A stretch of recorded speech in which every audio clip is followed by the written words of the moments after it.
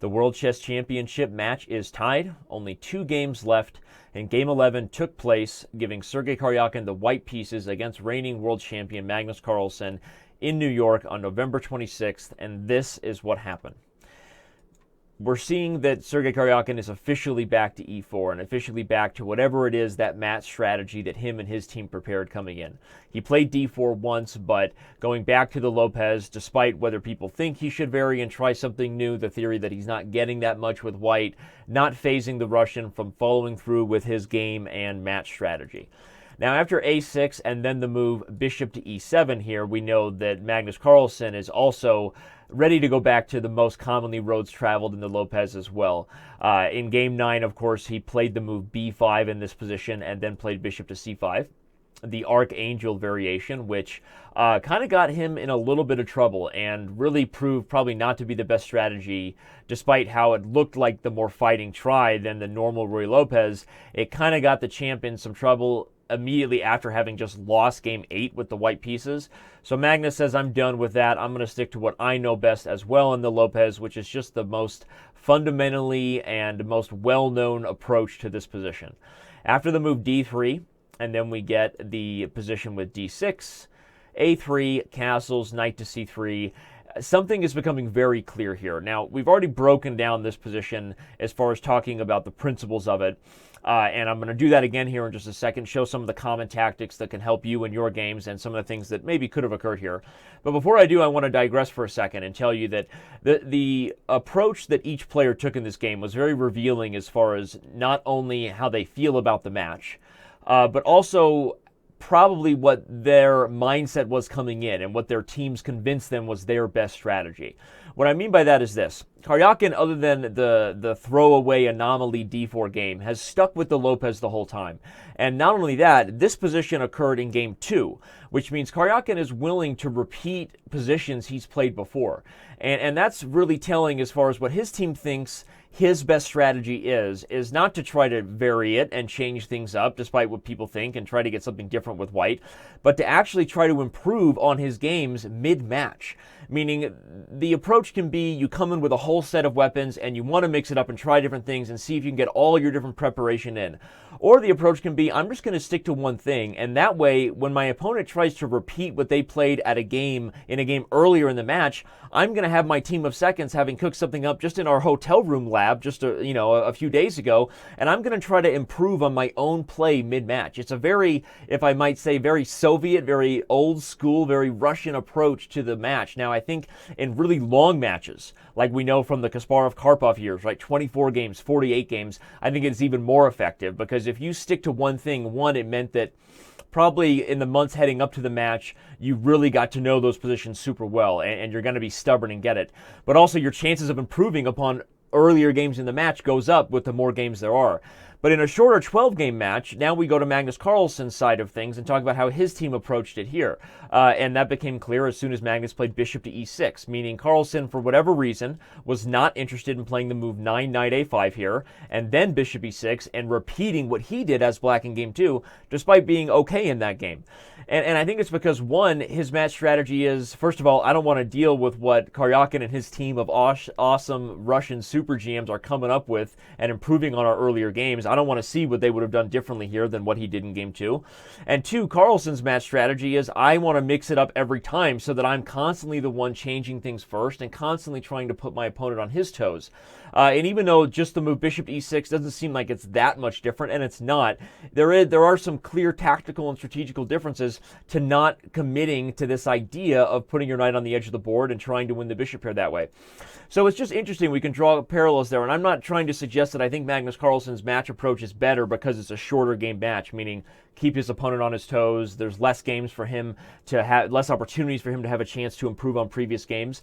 But if I had to choose one, and knowing what these players' styles are, I think I would understand why both players went with the approach they did, and why I think that probably for Carlsen, he feels like the opening stage as a whole has been a success for him in this match.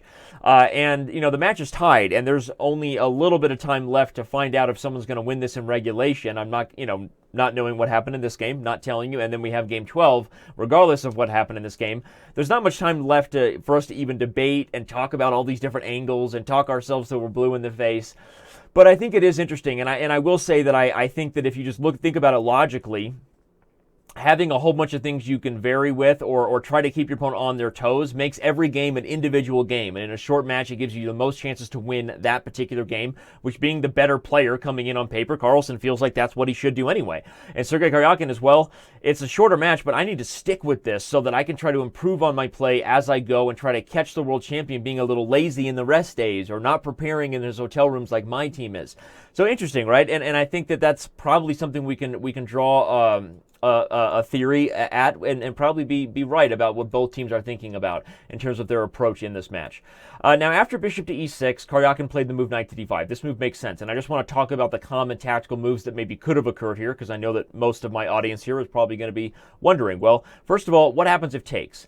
Taking on e6 is not a good idea for the same reason it wasn't a good idea for Carlsen to do it and open the f-file. It's just tactics that can only work out for black. And once you've opened the f-file, if you don't now change the center, and let's say you just make a passive developing move, well, black will play queen e8. They'll bring the queen out to one of these squares. The knight will get involved. The f-file's open, and probably black is going to be feeling good about their practical attacking chances. So you're not really interested in taking on e6, even if the position is kind of dynamically equal, because you're giving black a clear plan. The only reason you would ever take on e6 in these positions and create an opening to the king and some weaknesses is if you felt you could get access to exposing them. One way to do that is to try to open up the position and create these tactics here with knight takes d4. And after black takes it, maybe be in a position where white can try to get out these pawns. But once you see black's next move, which I believe the best move is probably knight to d7, it threatens bishop to f6. The knight may come into e5 and c4, maybe even c5 if the knight becomes vulnerable due to the bishop. And again, you just don't see white getting the kind of counterplay against the opened lines that you would want to justify bishop takes e6. So if you're wondering about that, that's why probably taking isn't a good idea. But what about the move d4 right away? Leave the tension of the bishops and try to go for a similar kind of idea, but leave the tension first and get my queen active. This actually runs into a very common Ruy Lopez trap for white that I want to show you here because it should help you play your own Lopez and any structures similar so you don't fall for it. Be careful when you're trying to visualize the tactics, not just here before you commit to the line, but visualize that position in your head after d4 and try to imagine the tactics that are coming once the queen is there. And the key is that this pawn will come to c5 with tempo, and then doesn't matter where the first lady goes, the pawn will go to c4, and whether black strikes with d5 and tries to really take advantage of this bishop being closed, or even plays another move here, this is a position that is good for black because the bishop has been locked out. And this tactic that occurred because of the tempo on d4 is really key and very common, and so therefore it's a pattern I wanted to take the time to show you because patterns repeat in life and in chess, and let's try to learn from them. So that's some of the tactics that could happen here, but it's why white's not going to play d4, and it's why Karjakin plays knight to d5. He's going to deal with the tension another way, not let you take and double my pawns, but try to deal with the center, not by opening it, maybe try to improve my minor pieces. There aren't really any good ways to take on d5, so Carlsen played what's pretty clearly the best move just to repeat the same tactical idea that Karjakin's going for. I'm going to put my knight in the center, once again renewing my idea of taking on b3, whether I'm taking with the bishop or the knight, and double your pawns. But also pointing out that I'm not really worried about you going for the bishop pair here, because one, this is going to be a closed position. Two, it's not a bishop pair you can really hold on to and get two bishops. Either you're going to take again, where I'd probably be happy to take with maybe the f-pawn and the knight, to maybe try to relocate my ponies into some dark squares. And either way, you're not going to be getting the bishop here, so no point in doing that. Karjakin's still a little better here though, so if he can approach the tension here correctly, he's probably going to be just fine, at least equal. He took on d4, which I think is fine, but you're really trying to change the structure as if you can get f4 and try to use your big pawn chain. We always say pawn chains are like massive spears heading in a direction, and the rest of the pieces can follow suit. Swim with the river, I always tell my students. Don't go upstream. That's more exhausting, right? Swim with the flow of the position. So you only want to take on d4 if you can get f4. And that's what Karjakin goes for here, but he only does so after making further trades. And I wonder if he was doing it because he already didn't like the way the game was headed and was kind of looking to simplify and take pieces off the board, or if he didn't calculate enough into ideas of going immediately for the pawn. Moves like rook e1 are also possible, but But it makes sense to be a little worried about playing f4, for the record, while there's still this tension here, because if the trade on d5 occurs, this seems a little more unnatural, right, to have the pawn on f4. When the bishop is blocked, this bishop is blocked by its own pawn. Maybe the e-file looks a little weird. So I understand not playing f4, but it also is a sign that white's probably not getting a lot out of this trade then, because if you can't justify this pawn chain or expose the double pawn, then black is happy with this, because he has a pawn that's further advanced in the center, and it's the launching of his natural play going in the direction of his river, which will be on the queen side. So after knight takes and takes, Karjakin did decide to trade before taking once again, and then following through with the idea we've talked about with f4. Makes more sense to get it now. The e-file isn't open, right? The bishop on b3 isn't eating granite with its own pawn. But also, there's not a lot going on in this position. This moment here is really where we got our first official novelty, although I think the players have been on their own here for a little bit, because novelty or not, this position hasn't been played at the high levels very much. But after the move c5, Carlsen was playing the move that had never been played before. The only game in this line previous was this idea e5. But it makes sense, I think, not to play e5. One, why invite the pawn chain to get any further, even if you're not that worried about the attack? Two, it closes in your own bishop. Why create this solid decision in the center rather than try to build on the tension if you don't have to? So I think c5 is the move that's the most logical. This is very much like not the kind of e4 game you would expect, right? It's like a closed Sicilian almost. Black is trying to get play on the queen side. White has this king side pawn structure, which isn't something you see every day. That's why I make that close Sicilian reference, even though probably the c5 would be open in most of those. But it looks like that kind of pawn structure. White's going to be playing on the king side. Black's going to be playing on the queen side. White plays queen to g4. Black has to defend the pawn. White goes forward with his plan. Nothing is more logical than that. And now, rather than close up the position and let white try to find, if the position is totally closed, it's a get-out-of-jail-free card to bring your pieces aggressively to that side of the board. If you want to talk about swimming with the river, this is more like some sort of water-bending tribe. Hashtag Avatar Last Airbender reference you didn't see coming. After rook f3, white's going to play rook h3, try to create some attacking chances. I don't think black is really that much worse here. Black can play rook ac8, play c4. I don't have it to sit here and calculate the race of who would win. I think the position is probably dynamically equal, but still probably just a position that makes it more clear what both sides want to do. And Carlsen wasn't interested in that. He wants dynamic optimism, meaning he wants to create opportunities for the game to go wrong because he feels like he's not going to go wrong and his opponent might. He doesn't want to make it that clear. So he plays rook e8 and builds on the tension. Bishop d2 is played, which is a move that completes white's development. I don't think there's much more to say besides it's logical to do that. Still, you have the chances of all your pieces coming to the king side. Also, bishop d2 is sort of a defensive-minded move in some ways, because if c4 comes too early in some of these positions, it happens now, but let's say if everybody gets traded quickly, and maybe this is even a line that Carlsen didn't want Karjakin to go for, but if something like this happened, the bishop on d2 is justified in a lot of positions because it goes to b4 and then kind of sits tight, right? And hits d6. Maybe white can get a4. I'm actually a little surprised Karjakin didn't go for this, because even though it's an endgame and he just had a bad experience with their last long endgame, a bad taste in his mouth from the game before, I think this is an endgame where the roles are reversed. I think Karjakin's probably the only one who can win this position as white. I don't see a lot happening for black here. Maybe Carlsen would play rook d8 and try to undouble the pawns. Most likely result, certainly a draw.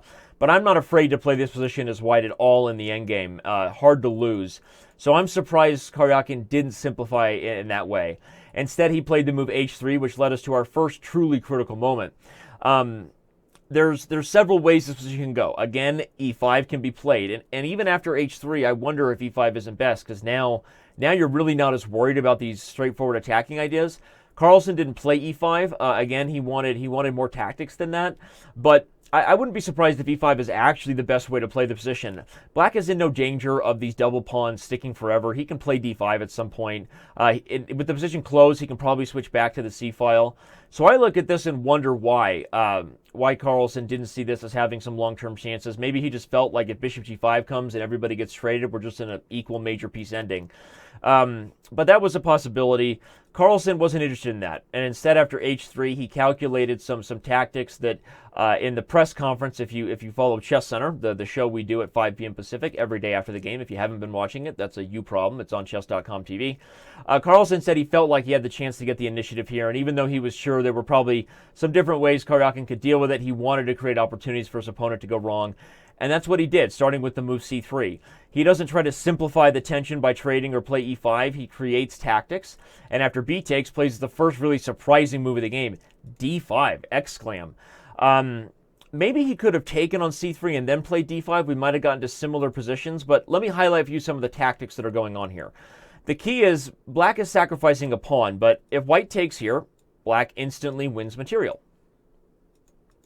If white takes here, black has this really nice trick where he takes on f5, and he's also probably going to win material here if white just goes straight forward without thinking. Moves like queen takes f5 get in big trouble after takes and d takes c3, a double attack on the bishop, and threats like bishop to d4 check, winning the undefended rook. White has 99 problems, and an exposed king is one of them. So that's not exactly what Karjakin would have wanted.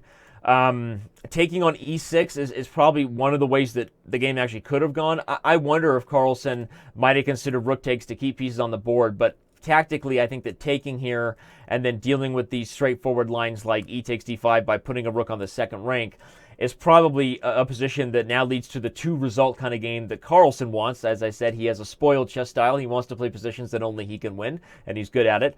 But this would have been, like, if white has to play rook f2, takes c3, maybe bishop g5 check is also an option, but I think take c3 makes sense. Okay, the computers may evaluate this as roughly equal, but it seems awkward and hard for white. There's discovered checks coming, the d-pawn is falling. Moves like bishop e3 would lose on the spot because now bishop g5 check comes, and then king e2 is met by rook e8. Hashtag resigns if you're white. So if a move like bishop e1 is forced, I don't know, the evaluation is better for black, but I think that black is feeling like he's pushing in this position and has somewhat of an initiative once the d-pawn is gobbled back up. So Carlsen creating tension, kind of creating his opportunities tactically. Karjakin calculated well here, decided he didn't want to go for any of these pawn trades, and decided he was going to eliminate the tactics by playing a move like bishop g5 and just force the pieces off the board. Carlsen wasn't that upset with this, I think, because with the trades happening, his pawn sacrifice was clearly justified, and once he played the move e3, it's clear he's saying, okay, I know this position's probably a draw, but I'm going to try to push for a win a little longer and see if you go wrong. Just wait. Here's the thing. E takes d3 would have been the move played by a man just looking for a draw. C takes d3, queen e3 check. Even though you're down a pawn here, this is just, I mean, we might as well just, call it a day and go get a drink, if you know what I'm saying, right? This is just a draw. The position is equal. It's a rook ending. Let's not hold our breath for anything more exciting to happen in this game. So what I wanted to point out is that e3 is played not because Carlsen really thinks the position is winning, but I think he thinks he can win it. And that's a little bit of a shifting of the guard. I mean, I criticized him openly in Game 7 when I thought he was better as black and really had this non-Carlsen way of doing things where he said, oh, I'm going to do match strategy and try to get a draw as black. Well, guess what happened in Game 8 as white? He lost, right?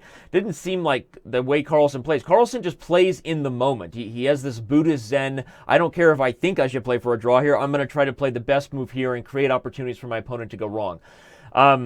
And I think that that's what you should be doing regardless of the color you have. You have to play the best moves. Doesn't matter if you're white or black. So this is an interesting sign. And I don't know. I think that with only one game remaining, there's not a lot of time for the better player, the higher rated player Magnus Carlsen, to win the match if he doesn't do it here. Right? So with only one game after this, he's thinking, I might as well try to go a little bit further. Rook e1 was played, h6 comes with tempo, and then the move e2, inviting white to maybe step into the fray and create some tactical opportunities.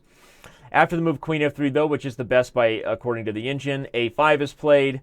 King f2 is simply not possible. Do not blunder into rook f8 if you're looking for what's good for you, right? We have this a family-friendly show here, so let's keep things safe. We don't want to blunder into losing our first lady. But even after c3, Carlsen doesn't seem to have enough to just try to force the e-pawn through. Rook f8 doesn't work, obviously, unless the king is there, because then queen can take the pawn. So Carlsen played queen a2, which actually creates a lot of chances here. It's tricky if you're white. You still would like to play king f2, but there's still rook f8. If you just sit, is this queen coming to d2? Am I going to start having threats of dealing with the rook and the pawn? But the problem really for black is that even if you go full on tilt and you find a way for that e-pawn to become a real reality of a factor, you probably can't do so without your light squares and the potential checks that will occur as soon as your queen leaves this diagonal becoming a source of counterplay. And that's actually what happened here. The queen came into c6, and after rook e6 and king h7, Carlsen realized, well, now the rook is under fire, and probably she's been excommunicated from her homeland enough that this king will get into a perpetual check if I don't do something forcing. So Carlsen plays the move queen d2. We get the trade we talked about, but after queen f2, queen e4 check comes, and the players simply threw in the towel, as there's no real way for black to escape perpetual checks without probably losing in the process. I don't even think black could lose in the process. There's just nowhere to go. G6, the queen comes to e7, and we'll have a perpetual. If you go back to h8, clearly the queen goes here, and we have a perpetual. And if you go to g8, I can check anywhere here, because the only way to get out of the perpetual would be to give up your e-pawn, which is probably not your favorite thing to do in this position. So on that note, no more spoilers, no more me trying to keep the result from you secret and in the dark as you learn things from this game. You know how I love doing that. You now know that game 11 was drawn, which means we are moving into the final game of regulation anyway of this World Chess Championship match with a score of 5.5 games apiece. Magnus Carlsen will get white in the last game. So make sure that you have your Monday cleared. Forget Monday Night Football. You'll be joining me at 5 p.m. Pacific on chess.com TV. Come on, you know you will. We'll be breaking down whatever happens in Game 12. Will we be having a new world champion? Karjakin wins with black. Will Magnus Carlsen win with white and avoid tiebreaks? Or will the game end in a draw, and will we be headed to rapid playoffs starting on Tuesday? Nobody knows yet. That's why they call it showbiz, because what we do is try to get you hyped and excited to stay tuned and to pay close attention to what happens with these players as they move into the final game of the 2016 World Chess Championship match. Thanks for tuning in to my video analysis here. Hope you're learning things. Hope you're enjoying all the coverage we're bringing you at chess.com and chess.com TV. Subscribe to my channel here. Share the video. Love you, peeps, and I will see you after Game 12.